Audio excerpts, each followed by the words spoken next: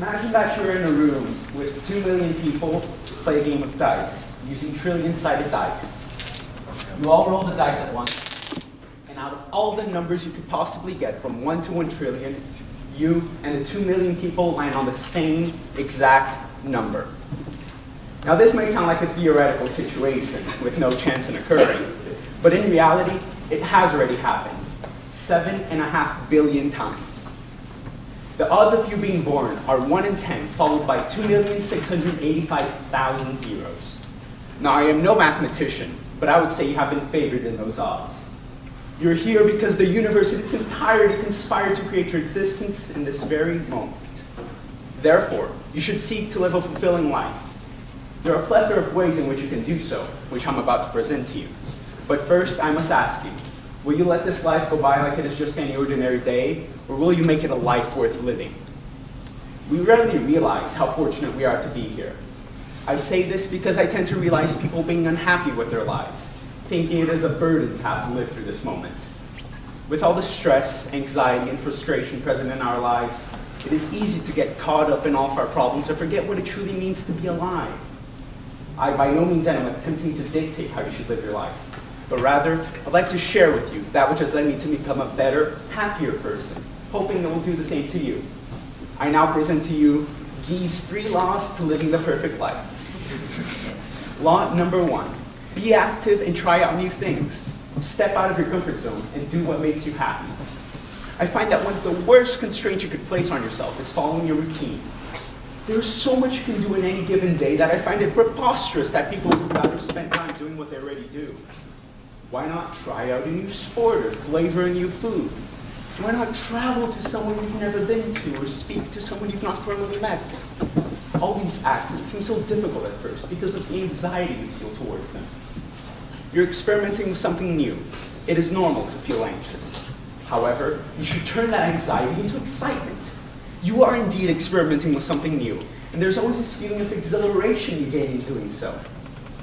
Law number 2, follow your dreams. Now this may sound cliche, and it truly is. Despite being told to constantly, not always do individuals realize their dreams. They're told to conform to the standards of society and live a normal life. Graduate, get a job, create a family, earn some money, and, well, die peacefully.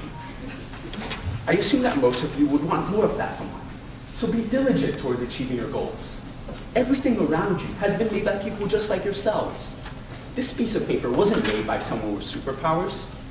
Take a look at some of the most influential individuals throughout history. Beethoven was told by his music teacher his composition was horrendous.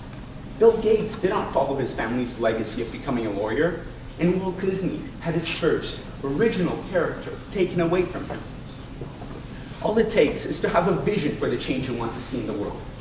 Don't procrastinate. Your dreams do not have any due dates, yet that should not keep you from completing them. Fulfill your dreams now, because when your life is over, it is over. There will be no academic grounding that could give you more time to finish your work. Law number 3, live every day as if it were your last. Now I assume we have all been asked at some point in your lives, what would you do if you had 24 hours left to live? What followed was a response that encompassed all of the good aspects of life. Some would choose to spend those last 24 hours with friends and family, those dearest to them. Others would choose to spend that time exploring, visiting a new country, and experiencing all it has to offer. Others, as you might have expected, would choose to spend those last 24 hours skydiving. Now I ask you, what is keeping you from doing all of this right now? You have 24 hours to do all of this and more. Do not sit around and wait for all of it to happen. Take the initiative to make it happen. And there you are, Guy's 3 laws to living the perfect life. It sounds so simple when you just think about it. Step out of your comfort zone, follow your dreams, and live every day as if it were your last. I therefore urge you, all of you, to take what I have said into consideration. We're all in high school, close to completing the final step in our first phase of life. Please realize that life is coming at you with supersonic speed. Before you realize it, you'll already be standing on stage with your parents photographing you as you receive your diploma. But once you learn to live life to its fullest, this passage of time will be less of a preoccupation and more of a reminder. Your time with this life is limited. Do not wait for a countdown to be placed on your life by a doctor before you can truly start to enjoy it. You currently have more than 24 hours. Make the most of it. Thank you.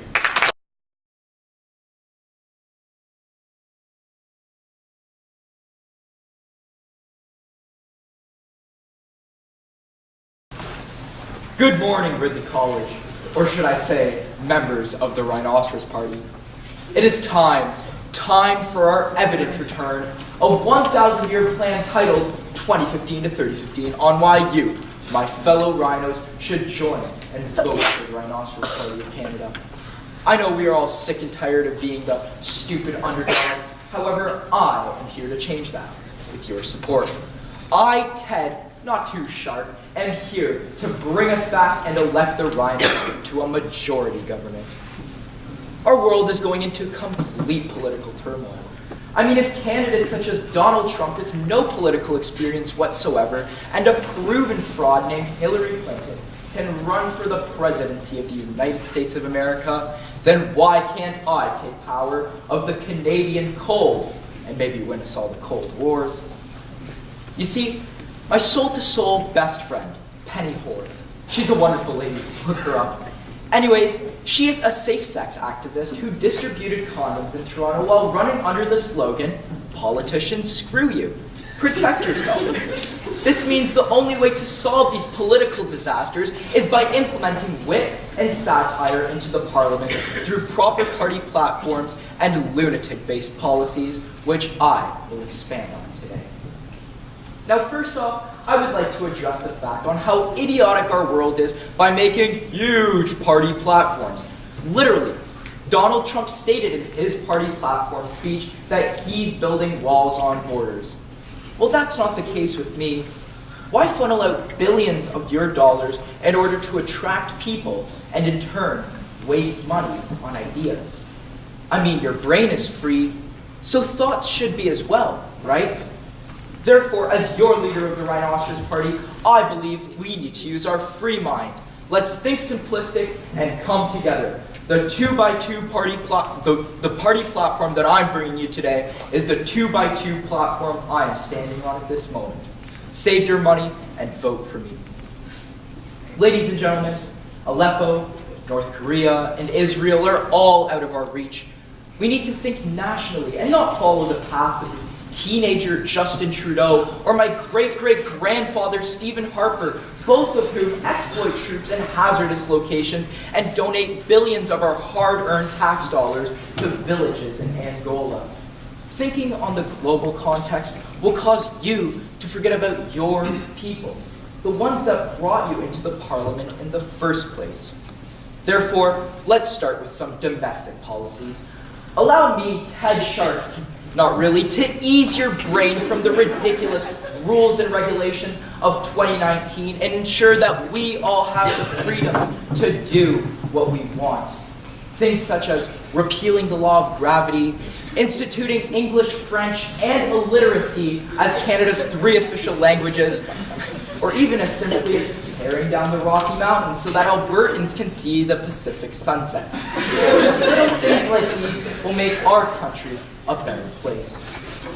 Even though domestic policy is crucial to national success, foreign policy is, however, one of the most important factors to consider when winning an election, especially if we want to make an impact worldwide.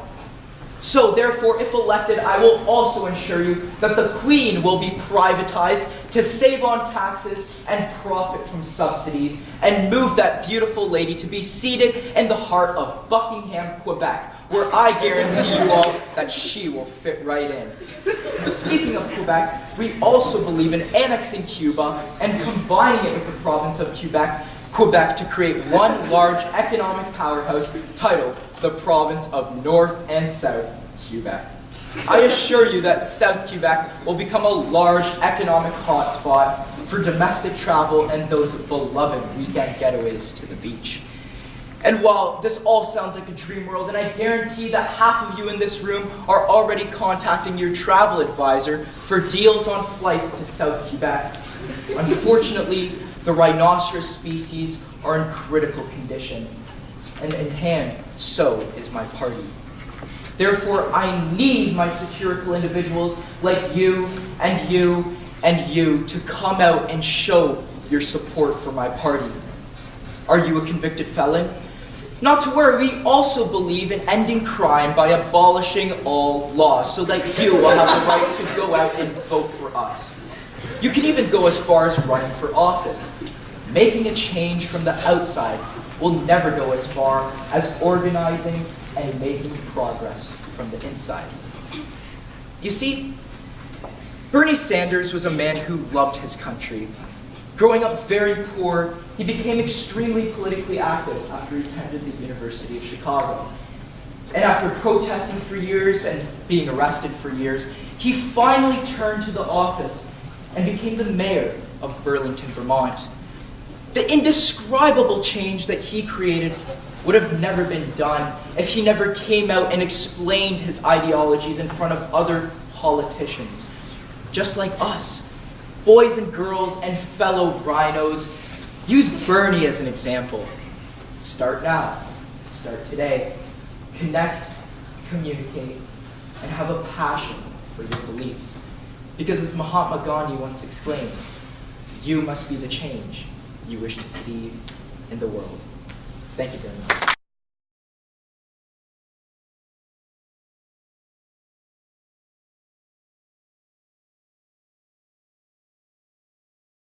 If you knew me before this year, you would know that standing in front of people and giving a speech would be incredibly daunting for me. I think that this would still be the case if I hadn't met a very special person. I'm here with you today, feeling honored to have the chance sharing you with a person that has deeply changed and triggered me using her prominent personalities. The person regarded as my own mind.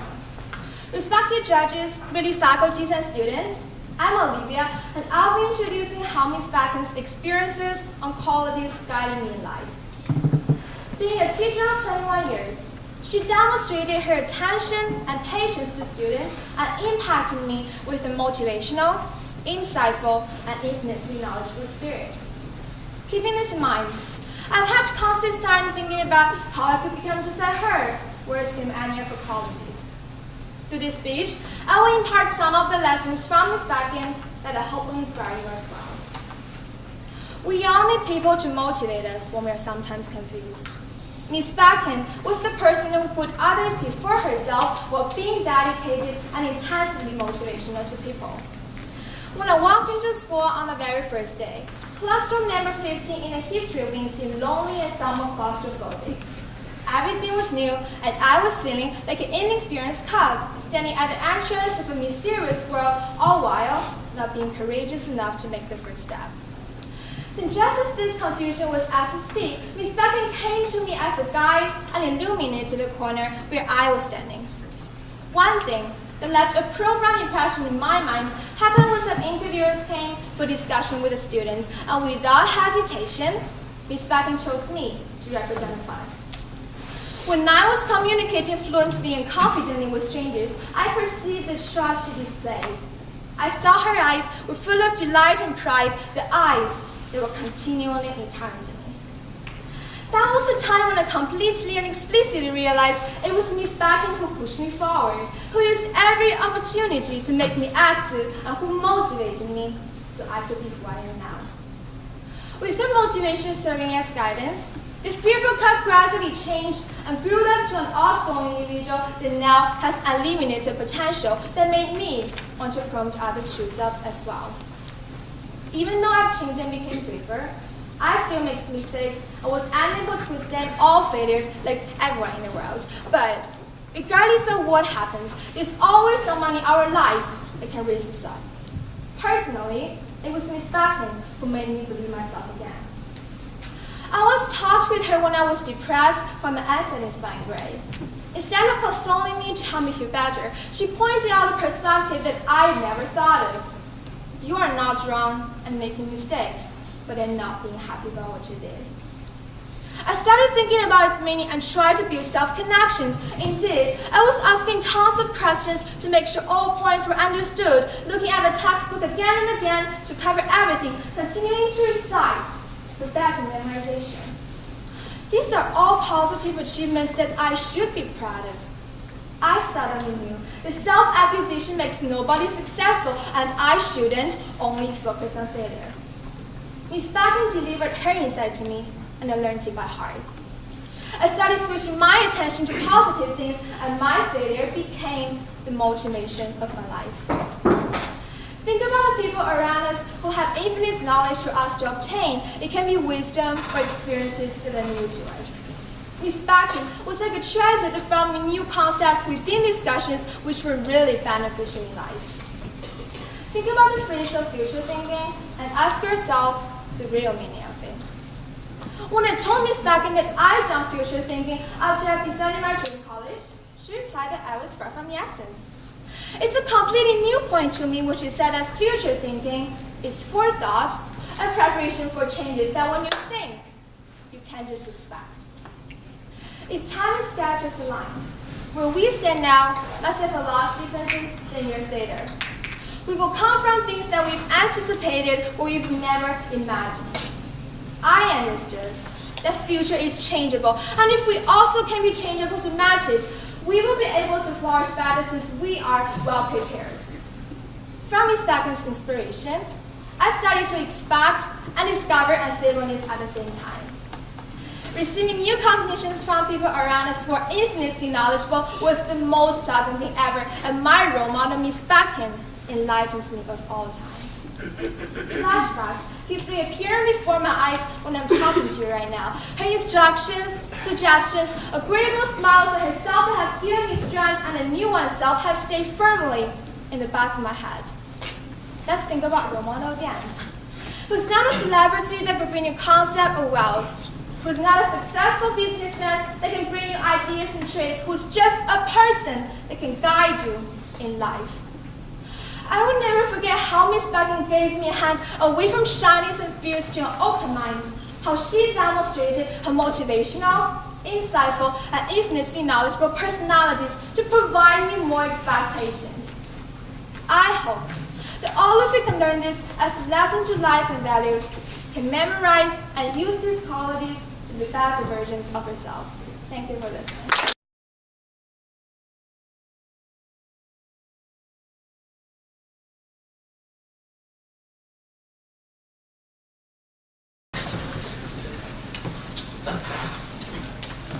Don't have sex, because you will get pregnant and die. This is an excerpt from Tina Fey's 2004 satirical comedy, Mean Girls. In this scene, Coach Carr is teaching his students sex education. Even though perceived as a joke when first heard, it has a deeper meaning once you analyze it. This is a reflection of how in North America, sex ed was taught. A simple matter of saying, don't do this and don't do that. However, this shouldn't be the case. Good morning, fellow classmates, honorable opponents, and esteemed judges. My name is Abigail Sullivan, and today I'll be questioning, what's better, having compulsory sex ed or not having it at all? Having mandatory sex ed is important because it helps lower the rate of teenage pregnancies, lower the amount of STIs contracted, and the teachers' lessons are evidence-based, whereas the parents' talks might be fact-based. In sex education, it is obligatory that the teachers tell their students about the different types of contraceptives available to them. As a result of this education that the students receive, pregnancy rates should lower. This was seen in Canada and in America in 1996. According to Planned Parenthood, the United States government funded for their sex education curriculum to be abstinence only. This is not sex ed because it doesn't educate their students about their sexual health and how to have safe sex. The only information available to them was abstinence was the only way to live. Now, many teens can stay abstinent, but it wasn't a realistic expectation. That year in the States, 82 out of 1,000 teenage girls got pregnant. And in that year in Canada, 45 out of 1,000 teenage girls got pregnant. This is because the curriculum in Canada was drastically different compared to that of the States. Students grades 6 through 8 learned about other contraceptives that weren't the condom. The more in-depth the curriculum was, the less teenage girls got pregnant. However, pregnancy is not the only thing we need to be educated about. We need to be aware of sexually transmitted infections, or STIs for short. When someone decides to have sex, they are taking a risk. There are many bad things that can happen, and STIs are just one of them. Every year, 20 million new cases of STIs are reported to the United States government. And unfortunately, not all of them can be cured through the use of vaccinations or medications. Some of those that are beyond treatment include hepatitis, herpes, HIV, and HPV. This is where we as humans need to be very precautious because some of these diseases can lead to death. According to the Center for Disease Control and Prevention, not all condoms prevent all STIs. Sometimes the rubbing of the skin causes the infection to be transferred. And this is something that an educated nurse or teacher should be able to tell us. However, if sex ed were abolished, not many parents could tell us that. This mainly has to do with the time that our parents received their education. Most parents of teenagers nowadays went to high school in the 70s through 80s. This causes their knowledge to be limited or outdated. There's been an abundance of new research in past years that has created new cures, discovered new diseases, and busted myths. This is very beneficial to the teen's well-being. Preventative methods come from facts, not opinions. Whenever a class receives sex ed, information is typically delivered by a nurse or a teacher who either has a background in this field or a strict set of criteria to follow. This causes their lessons to be evidence-based, thus creating less room for personal opinion to be asserted. However, if sex ed weren't required, some students would have to receive their education from their parents or from online resources. And with the vast array of online resources available at our fingertips, not all of them are reliable. This is where we have to be very careful because if one thing goes wrong, we can become pregnant or contract a serious disease. If a child's parent had a conservative upbringing, they might not be educated, and they might tell their child abstinence is the only way to live. Or if a child's part of the LGBTQ plus background, their parents might not be the best way for them to learn how to stay safe. Even though there's no risk of pregnancy, they still have to be aware of the serious diseases they can contract. This is where a classroom setting would be beneficial to the teen. They still have to be aware of all of these things that can occur to them. But unfortunately, in 2018, not all curriculums cover all sexualities. Majority of them are heterosexual based. Even though gym and health classes are brushed off as bird courses, they give us valuable life lessons that we use in our day-to-day lives. And unless you're going to become an engineer, you're most likely going to use health lessons more than your physics lessons. Having sex ed is important because it helps lower the amount of teenage girls that get pregnant, lower the amount of STIs that get contracted per year, and the educators are educated on what they're talking about. Now, tell me, does sex ed seem like a unit or a life skill? Thank you.